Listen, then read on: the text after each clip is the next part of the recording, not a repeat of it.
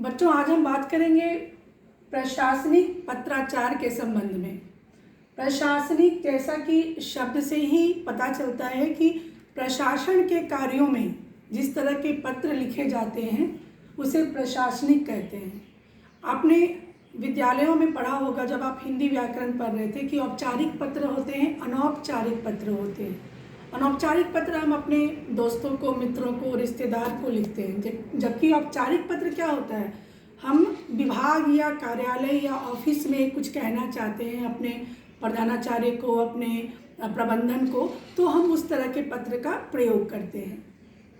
प्रशासनिक पत्राचार में भी पत्राचार में भी दो शब्द है, पत्र जो आचार, यानी पत्र को जब हम व्यवहार में लाते हैं, लेना या देना जो भी प्रशासन के स्तर पर, तो उसको प्रशासनिक पत्राचार कहते हैं। सरकारी कार्यालयों के स्तर पर किए जाने वाला पत्राचार। आपको किसी मंत्री को कुछ लिखना है, आपको किसी शिक्षा विभाग में कोई पत्र देना है, आपको चिकित्सा विभाग में कोई पत्र देना है, आपको अपने प्रधानाचार्य को कोई पत्र देना है, या कोल्हान विश्वविद्यालय में आप परीक्षा नियंत्रक को कुछ लिखकर देना चाहते हैं, या जो स्टूडेंट वेलफेयर के लिए जो विभाग है उसमें आप कुछ कहना चाहते हैं, छात्रवृत्ति के संबंध में आप कोई बात करना चाहते हैं, तब जो आप पत्र लिखेंगे वो प्रशासनिक पत्र कहलाएगा, क्योंकि वो आप व्यक्तिगत स्तर पर नहीं लिख रहे, किसी मित्र को या पारिवारिक रिश्तेदार को नहीं लिख रहे।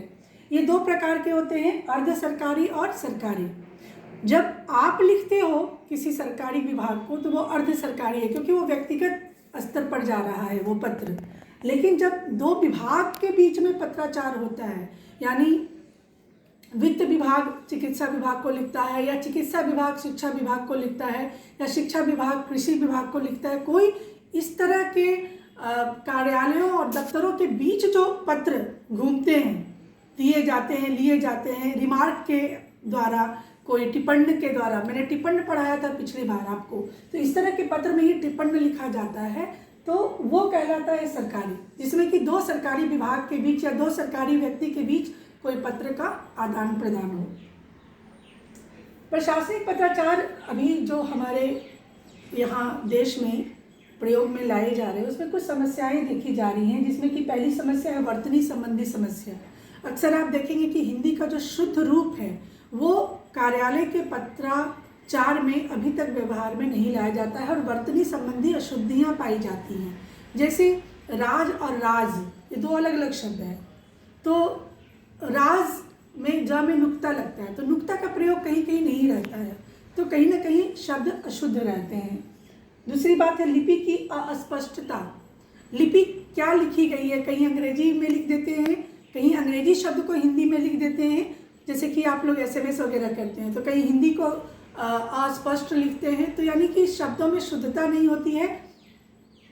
अंग्रेजी भाषा की लिपि रोमन है और हिंदी भाषा की लिपि देवनागरी है, तो लिपि की अस्पष्टता इसलिए होती है कि अगर हम ऑफिस लिख रहे हैं तो उसको ऑफिस लिखते हैं, फ में हर्षवी की मात्रा और स लिख देते हैं, जबकि ऑफिस की जगह में हिंदी में कार्यालय होना चाहिए, तो लिपि की अस्पष्टता होती है। अंग्रेजी वर्तनी का प्रभाव देखा जाता है कि अभी तक हम कभी कभी ऐसा भी देखा गया है कि आप हिंदी लिखा हुआ है और बीच बीच में अंग्रेजी के शब्द भी डाले गए हैं अंग्रेजी में, रोमन लिपि में। तो अभी तक अंग्रेजों को हमारे देश से विदा हुए सालों हो गए, 1947 में हमारा देश आज़ाद हुआ, उसके बावजूद अभी तक अंग्रेजी भाषा का प्रभाव सरकारी कार्यालयों के पत्राचार में नजर आता है।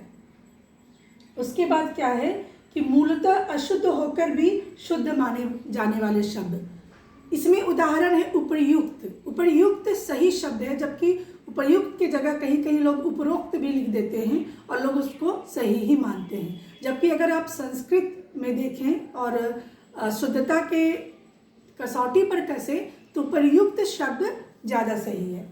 उसके बाद एक बात है कि सर्व स्वीकृत रूप का अभाव है।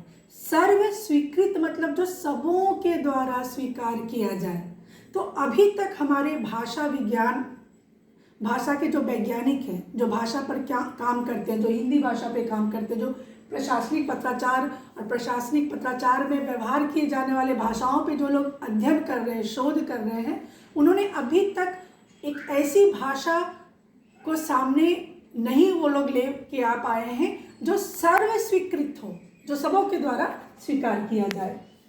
और साथ ही पारिभाषिक शब्दावली का भी अभाव है। जैसे डॉक्टर को हम लोग डॉ लिख कर छोड़ देते हैं तो हम समझ जाते हैं वो डॉक्टर है। इसी तरह से बहुत सारे शब्दों का पारिभाषिक शब्दावली बनाना पड़ेगा कि उसको आप छोटा भी लिखें तो सामने वाला उसका सही और स्पष्ट मतलब समझ जाए। इस विषय पर हम आगे भी बात करेंगे, पारिभाषिक शब्दावली पर फिलहाल प्रशासनिक पत्राचार के संबंध में ये सारी बातें जो हैं वो मूल बातें हैं। धन्यवाद।